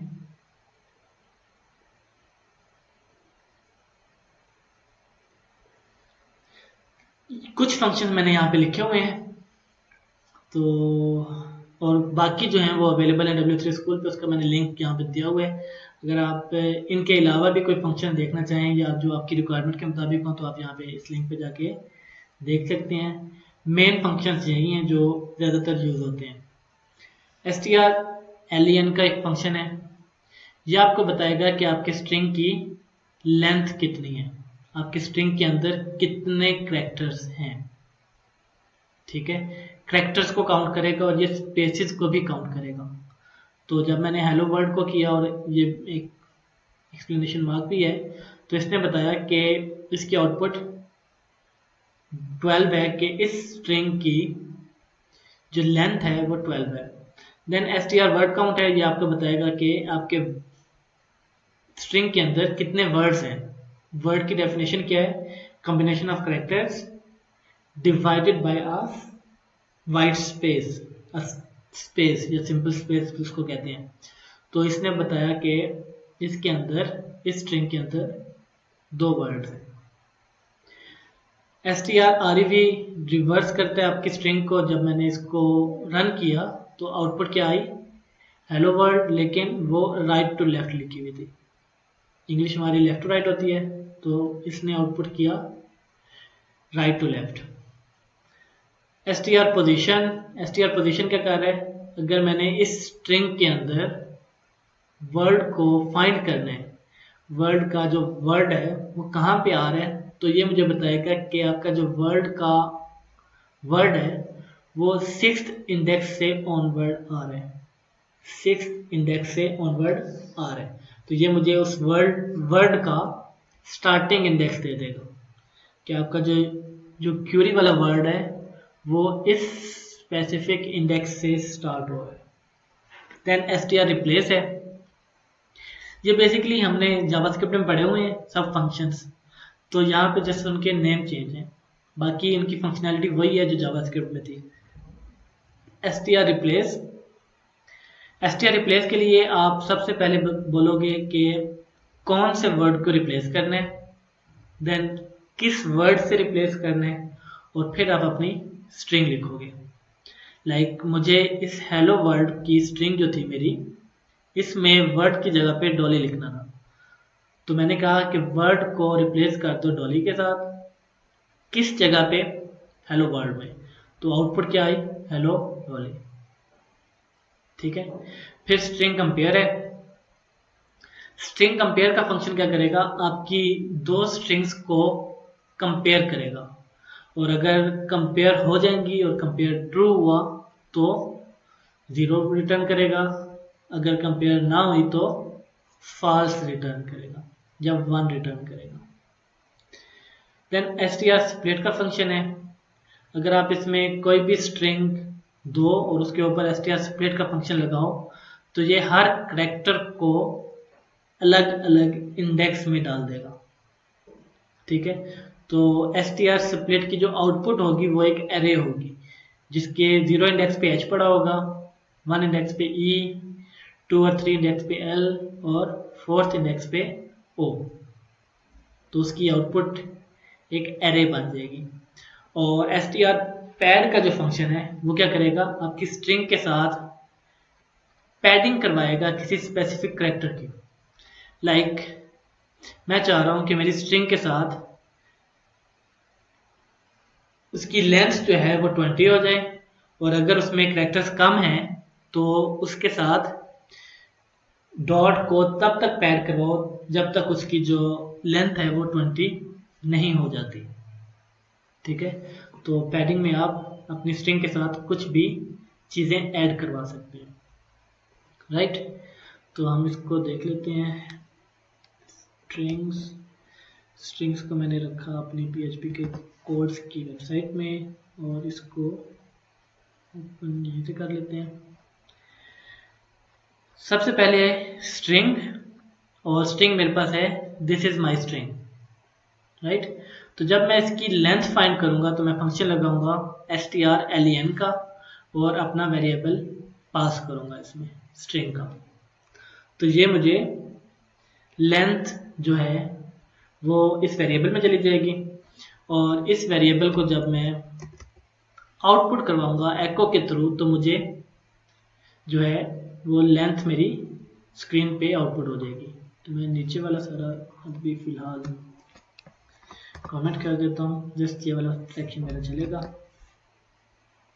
अब मेरा जो पेज था वो है strings.php, तो मैं लिखूंगा लोकल होस्ट, अपनी वेबसाइट का नाम और कौन सा पेज, strings.php। रन किया, दिस इज माई स्ट्रिंग, उसने इसकी लेंथ काउंट की, इस वेरिएबल में रखी और इस वेरिएबल को मैंने आउटपुट करवाया, तो मेरे पास आंसर आया 17। मेरी इस स्ट्रिंग का साइज जो है वो 17 है, तो उसने मुझे एको करवा दिया।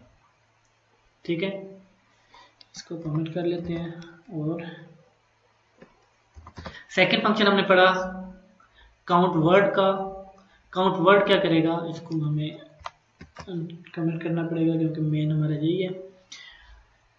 str_word_ काउंट का फंक्शन क्या करेगा, इस स्ट्रिंग के अंदर वर्ड्स को काउंट करेगा, तो वो इस वेरिएबल में रखवाएगा और इस वेरिएबल को हम आउटपुट करवा रहे हैं, तो इसकी आउटपुट क्या आनी चाहिए 1 2 3 और 4 वर्ड्स हैं इसके अंदर, तो इसकी आउटपुट आनी चाहिए 4 और 4 ही आई है।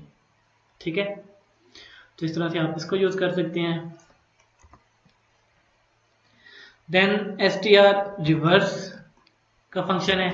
रिवर्स का फंक्शन क्या कर रहा था, आपकी जो स्ट्रिंग है उसको ये अगर लेफ्ट टू राइट लिखी हुई है तो इसको राइट टू लेफ्ट आउटपुट करवाएगा।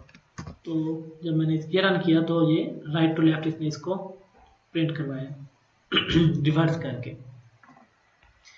ठीक है, तो str पोज का फंक्शन क्या करेगा, वो इस स्ट्रिंग में ढूंढेगा is को। ठीक है, तो इस is का जो फर्स्ट अक्रंस होगी वो उसको हमें रिटर्न कर देगा। तो इस स्ट्रिंग में is यहाँ पे भी आ रहा है, तो is की फर्स्ट अक्रंस कहाँ पे होगी, 0 1 और 2, सेकेंड इंडेक्स से is आ रहा है, तो इसकी जो आउटपुट होगी वो क्या होगी 2। सॉरी, कौन सी फाइल थी,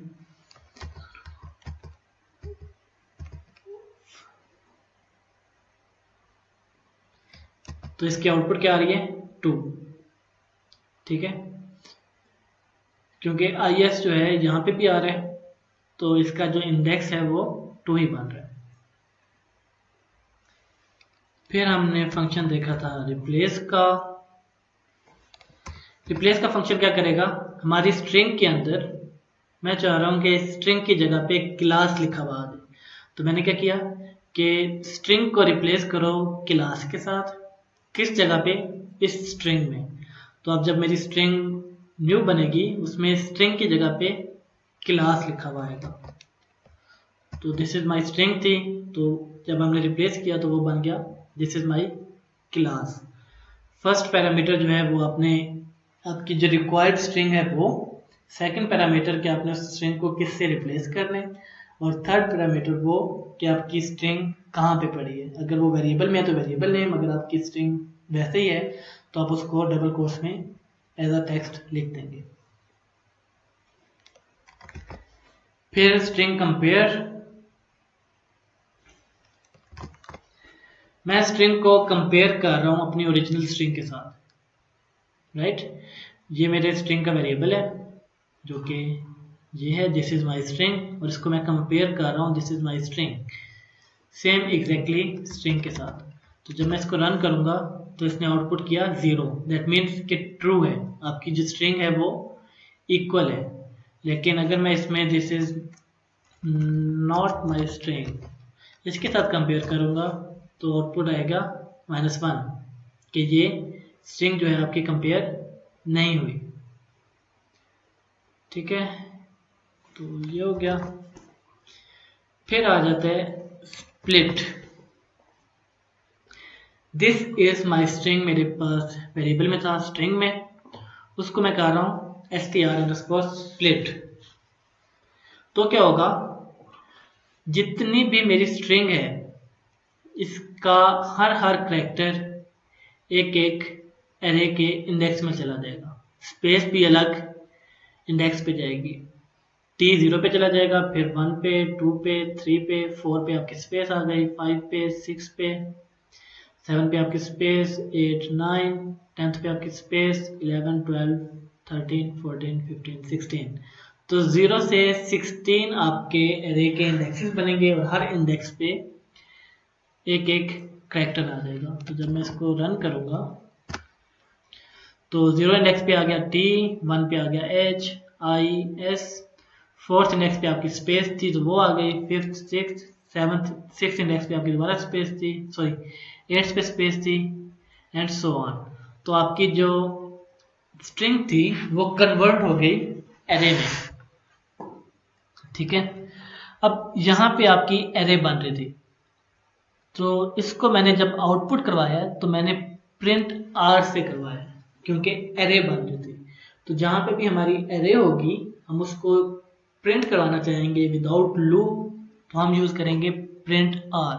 अगर मैं इसकी जगह पे एको करता और इसको आउटपुट करने की कोशिश करता तो हमें एक एरर आता कि एरे टू स्ट्रिंग कन्वर्जन। हमारे पास एरे है, हम उसको एज अ स्ट्रिंग एको करवाने की कोशिश कर रहे हैं जो कि पॉसिबल नहीं है। तो अब इस एरे को या तो हम लूप के थ्रू आउटपुट करवाएं, अगर आप लूप नहीं लगाना चाहते तो आप जस्ट प्रिंट आर का जो फंक्शन है वो यूज़ करके अपनी एरे को आउटपुट करवा सकते हैं। वो आपको इस तरह से आउटपुट देगा कि ये एक एरे है, उसके 0 इंडेक्स पे ये पड़ा है, 1 इंडेक्स पे ये पड़ा है, 2 इंडेक्स पे ये पड़ा है एंड 16 इंडेक्स पे ये वैल्यू पड़ी है। ठीक है, तो आप अपने एरे को विदाउट लूप भी आउटपुट करवा सकते हैं। और सबसे लास्ट पे हमने पढ़ा था str पैड का। ठीक है, अब स्ट्रिंग आपके पास दिस इज माई स्ट्रिंग थी और इस फंक्शन ने हमें बताया था कि इसकी लेंथ 17 है। ठीक है, अब अगर तो मैं करता हूं कि मुझे इसकी लेंथ चाहिए 18 तो मुझे इसके साथ पैड करवाना पड़ रहा है z को या कुछ भी करैक्टर हो सकता है 1 2 3 एनीथिंग। तो ये पैड कब होगी जब उसकी एक्चुअल स्ट्रिंग से ज्यादा हमें उसकी लेंथ चाहिए हो।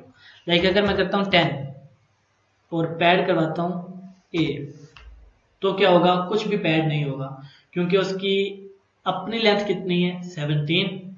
तो मैं चाह रहा हूं कि उसकी 10 लेंथ हो और उसके साथ पैडिंग भी हो, तो ये पॉसिबल नहीं है। इवन के इसको हम रन कर लेते हैं तो हमारे पास आउटपुट आएगी वो दिस इज माई स्ट्रिंग ही आएगी क्योंकि उसकी जो लेंथ है अपनी वो 17 है। इवन कि अगर मैं 17 भी करता हूं तो भी मेरे पास कुछ भी पैड नहीं होगा क्योंकि इसकी लेंथ 17 ही है। लेकिन अगर मैं चाहता हूं कि मुझे इसकी स्ट्रिंग की जो लेंथ है वो 18 चाहिए तो क्या होगा, तो इसके साथ एक ए पैड हो जाएगा इसकी लेंथ को 18 करने के लिए। ठीक है, और अगर मैं चाहता हूं कि 180 हो इसकी लेंथ तो इसके साथ 17 प्लस रिमेनिंग एज आएंगे। 17 इसकी वो थी ओरिजिनल साइज था और 180 बनाने के लिए इसको बाकी एज इसके साथ लगाने पड़ेंगे। ठीक है, तो str पैड जो है आपका इस तरह से काम करता है कि आपकी जो स्ट्रिंग का साइज है उसको अगर आप किसी स्पेसिफिक लेंथ तक लेकर जाना चाहते हैं तो आप उसके साथ पैडिंग करवा देते हैं किसी भी स्पेसिफिक करैक्टर की। और यहाँ पे कुछ भी हो सकता है, आप अंडरस्कोर भी करवा सकते हैं। ठीक है, तो आप जो भी पैड कराना चाहें वो आप करवा सकते हैं। फिर आ जाती हैं PHP एरेज। PHP में दो तरह की एरेज हैं, एक तो हमारी वही कन्वेंशनल एरेज हैं जो हम यूज करते आए हैं, उनको हम कहते हैं इंडेक्स्ड एरेज। ठीक है, वो दो तरह से बनती हैं, एक तो आप जावास्क्रिप्ट की तरह एरे का कीवर्ड यूज कर लें और पैरेंथेसिस के अंदर उसके इंडेक्सेस लिख लें। ठीक है, और सेकंड मेथड ये है कि आप हर इंडेक्स पे जाके वैल्यूज असाइन कर दो। तो ये दो तरह के मेथड्स हैं PHP के एरे को क्रिएट करने के। इसको मैं रखता हूँ अपनी वेबसाइट में और अब मैं इसको सबको रन कर दिया और अरेज पे आ गए और यहाँ पे मैं इससे नीचे वाला सारा कोड कमेंट कर देता हूँ। इंडेक्स्ड एरे हम पढ़ रहे हैं तो मैंने आपको बताया कि आप जो अपनी एरे है वो दो तरह से डिफाइन कर सकते हैं, इनिशियलाइज कर सकते हैं। एक तो आप एरे का कीवर्ड यूज कर लें और साथ पैरेंथेसिस स्मॉल ब्रैकेट्स यूज करेंगे। फर्स्ट इंडेक्स पे जो आप रखना चाहें वो रखें, सेकंड इंडेक्स, थर्ड इंडेक्स और हर इंडेक्स सेपरेट होगा कॉमा के साथ, लास्ट वाले के साथ कॉमा नहीं आएगा। तो आपकी एक कार्स के नाम से एरे बन गई। अगर आप इस तरह से नहीं बनाना चाहते तो आप हर इंडेक्स को बाय नंबर उसके अंदर वैल्यूज रखवा सकते हैं। 0 इंडेक्स पे आप एक्सएलए रखवा रहे हैं, सिटी, सिविक एंड मेरा। तो ये आप दो तरह से अपनी एरेज जो हैं वो इनिशियलाइज कर सकते हैं। और एरे को प्रिंट करवाने के लिए मैंने आपको बताया है कि आप यूज करेंगे प्रिंट आर। लूप के थ्रू भी कर सकते हैं, लेकिन अगर आप लूप के थ्रू नहीं करना चाहते तो आप प्रिंट आर यूज कर सकते हैं। तो जब मैं इसको एग्जीक्यूट करूंगा अपने ब्राउजर में, यहाँ पे मेरा पेज है array.php, arrays.php, ARRAYS। तो क्या हुआ, आउटपुट हुआ कि 0 इंडेक्स पे ये पड़ा है, ये पड़ा है और फिर ये पड़ा है। ठीक है, और इसी तरह से अगर मैं इसको आउटपुट करवाऊंगा तो इसकी आउटपुट आएंगी। 0 इंडेक्स पे ये है, 1 पे ये है, 2 पे ये है, 3 पे ये है। तो आप दो तरह से अपनी जो एरेज हैं, उन इंडेक्स्ड एरेज हैं, उनको इनिशियलाइज कर सकते हैं। There are two ways to create indexed array. The index can be assigned automatically, like from 0। अगर आप array का कीवर्ड यूज करेंगे तो आपके जो इंडेक्सेस हैं वो ऑटोमेटिकली 0 से स्टार्ट होंगे। और अगर आप 0 से स्टार्ट नहीं करना चाहते तो आप मैनुअली अपने अरेज के जो इंडेक्सेस हैं वो सेट कर सकते हैं और उनके मुताबिक आपकी जो अरे है वो बन जाएगी। फिर यहाँ पे एक फंक्शन आता है अरे सिर्फ काउंट का। काउंट क्या करेगा, आपकी अरे का जो अरे के अंदर कितने एलिमेंट्स हैं वो आपको बता देगा। ठीक है, तो अगर मैं इसको अगर मैं अनकमेंट करूं तो ये क्या कर रहा है, एको करवा रहा है काउंट करके एरेज को। काउंट क्या कर रहे हैं, कार्स को, कि कार्स के अंदर कितने एलिमेंट्स हैं और हम उसको एक ही लाइन पे एको करवा रहे हैं। तो जब मैं इसको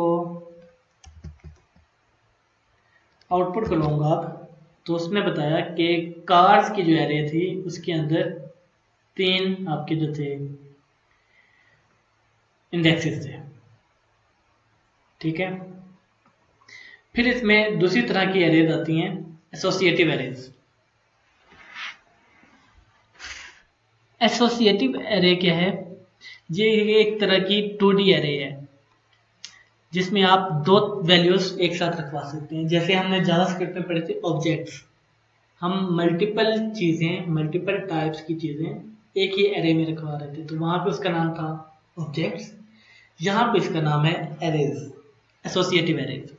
तो एसोसिएटिव एरे का स्ट्रक्चर क्या होता है, इसमें कॉम्बिनेशंस होते हैं की और वैल्यू के। एक की होती है, सेकंड होती है इसकी वैल्यू। तो हमने लिखा कि एज एक एरे है, हमने एरे स्टार्ट की, ये एक ही तरह से, ये दूसरी तरह से आप इसको इनिशियलाइज नहीं कर सकते। जो एरे का कीवर्ड वाला मेथड है उसी के थ्रू आप एसोसिएटिव एरे को इनिशियलाइज करेंगे। एरे का कीवर्ड आया स्मॉल ब्रैकेट, सबसे पहले आ गई की। हमने कहा कि पीटर और उसकी एज कितनी है 35, ये इसकी वैल्यू है। और आप इसको सेपरेट कैसे करेंगे, equal and greater than sign के साथ। पीटर आपने लिखा डबल ब्रैकेट्स में, डबल कोट्स में, फिर आपने सिंबल लगाया इक्वल एंड ग्रेटर देन का और उसकी एज लिखी 35।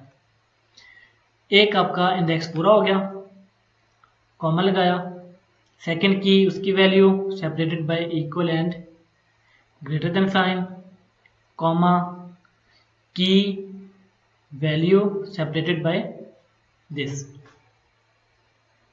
ठीक है, तो हमने यहाँ पे बनाई हुई थी एक एरे, एसोसिएटिव एरे, ये वाली। ठीक है, मैंने बनाई न्यू कार्स की, एरे का कीवर्ड रखा, फर्स्ट की मैंने रखी उसकी प्राइस, और प्राइस की मैंने वैल्यू रखी ये, और सेपरेट किया इक्वल एंड ग्रेटर देन के साथ, फिर कॉमा उसका कलर लिखा, कॉमा उसकी मेक लिखी, कॉमा उसका एयर लिखा। 4 प्रॉपर्टीज मैंने सेव की हैं, 4 कीज हो गई, और उन चारों कीज के अगेंस्ट उनकी वैल्यूज हो गई। ठीक है, तो ये मेरी एक एसोसिएटिव एरे बन गई। अब इसको एक्सेस कैसे करेंगे? इसको हम सिंपली प्रिंट आर से आउटपुट नहीं करवा सकते, या हम सिंपल जो फॉर लूप है उसके थ्रू भी इसकी आउटपुट नहीं ले सकते। हम इसको आउटपुट करवाएंगे फॉर ईच के थ्रू। फॉर ईच की एक लूप होती है फॉर ईच, तो इसमें हम क्या करेंगे कि हमारी जो भी एरे होगी उसका नाम लिखेंगे। हमारी एरे थी यहाँ पे एज, तो हमने लिखा एज, फिर एज का कीवर्ड आएगा, फिर हम जो भी यहाँ पे फॉर्मेट है उसके मुताबिक लिख लेंगे अपने वेरिएबल्स कि x equals greater than sign और x वैल्यू। तो इससे क्या होगा कि जो भी आपकी फर्स्ट वैल्यूज होंगी, यानी कि जो आपकी कीज होंगी आपकी एसोसिएटिव एरे में, वो x में आ जाएंगी, और जो आपकी वैल्यूज हैं वो x अंडरस्कोर वैल्यू में आ जाएंगी। ठीक है, हमने क्या किया, फॉर ईच अपनी लूप एसोसिएटिव एरे का नाम, एज का कीवर्ड, और फिर हमने उसका स्ट्रक्चर डिफाइन कर दिया कि इस साइन से इधर वाली चीज x में चली जाए, इस साइन से इधर वाली जो चीज है वो x अंडरस्कोर वैल्यू में चली जाए। ठीक है, तो हम फिर इसको लूप थ्रू कर लेंगे। अब हम जो मैंने इम्प्लीमेंट किया है वो मैं आपको दिखा देता हूँ, थोड़ा सा इजी है। हमने एक एसोसिएटिव एरे बनाई न्यू कार्स के नाम से, उसमें चीज़ें हमने डाल दी, price price, colour colour, make make, air air. ठीक है, एक की है एक वैल्यू है।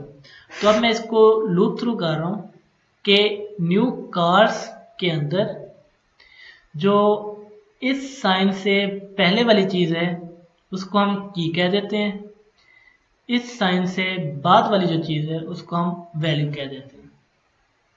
ठीक है, तो जब हम एको करवाएंगे तो हम करवाएंगे कि द की इज दिस, कि फर्स्ट इंडेक्स की ये थी और उसकी वैल्यू जो थी वो ये थी।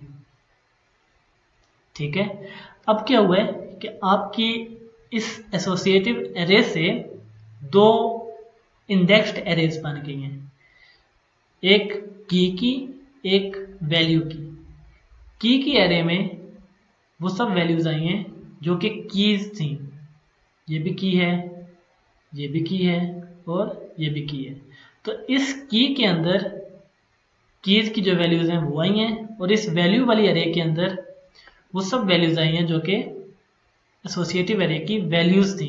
तो यहाँ पे वैल्यू ये थी, यहाँ पे वैल्यू ये थी, वैल्यू ये थी, और ये वैल्यू ये थी।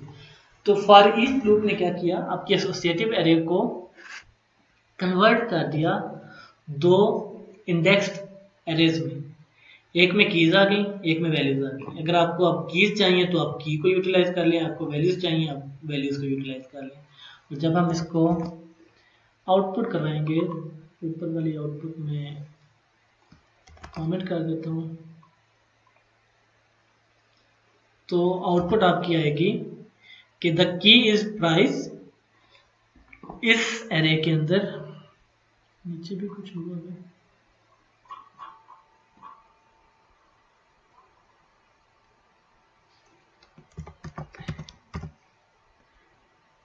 इस एरे के अंदर जो फर्स्ट इंडेक्स था वो यहाँ से यहाँ तक था, तो इसमें मैंने आउटपुट क्या करवाया हुआ है, द की इज डॉलर की, the value is dollar value, कि फर्स्ट इंडेक्स की जो की थी वो प्राइस है और वैल्यू है 2.5 मिलियन PKR। तो फर्स्ट इंडेक्स पे आ गया the key is price and the value is 2.5 million PKR। Second के लिए आएगा the key is colour, the value is white, the key is make, value is Toyota, the key is air, the value is GLI 2017। तो इसी तरह से आपकी output ली हुई है, ठीक है। और अगर आपको इस तरह से आउटपुट नहीं चाहिए, आपको चाहिए जस्ट इस एसोसिएटिव एरे की वैल्यूज, जो भी वैल्यूज आ रही हैं, तो आप जस्ट एको करवा दोगे वैल्यू को। तो अब क्या होगा, आपकी फर्स्ट वैल्यू आ गई 2.5 मिलियन PKR, सेकंड वैल्यू आ गई वाइट, थर्ड वैल्यू आ गई टोयोटा और फोर्थ वैल्यू आ गई GLI। और इसी तरह से अगर आपको जस्ट कीज चाहिए तो आप की वाली जो आपकी एरे है उसको आउटपुट करवा दोगे, सॉरी, तो आपके पास जस्ट कीज आएंगी, price, colour, make and air. और आपको अगर कम्बिनेशन चाहिए तो आप कम्बिनेशन जो है वो इस तरह से भी यूज कर सकते हैं, ठीक है। तो ये आपकी दो तरह की एरेज हैं, एक एसोसिएटिव है और एक इंडेक्स्ड है। इंडेक्स्ड एरे आपकी कन्वेंशनल एरेज हैं, एसोसिएटिव एरेज आपकी जावास्क्रिप्ट के ऑब्जेक्ट्स की तरह ही हैं, और इनको एक्सेस करने के लिए आप फॉर ईच का जो लूप है वो यूज़ करते हैं। इसके कुछ फंक्शंस हैं जो हम नेक्स्ट लेक्चर में पढ़ेंगे। यहाँ तक अगर किसी भी स्टूडेंट का कोई क्वेश्चन है, कोई क्यूरी है, तो वो मुझसे पूछ सकते हैं व्हाट्सएप के थ्रू, गूगल क्लासरूम के थ्रू या फिर ईमेल के थ्रू। तो मैं ट्राई करूंगा कि आपकी जो क्यूरी है उसके अगेंस्ट जो भी रिक्वायर्ड रिस्पॉन्स है वो आपको प्रोवाइड करूँ। अपना ख्याल रखिएगा। थैंक यू, अल्लाह हाफिज़।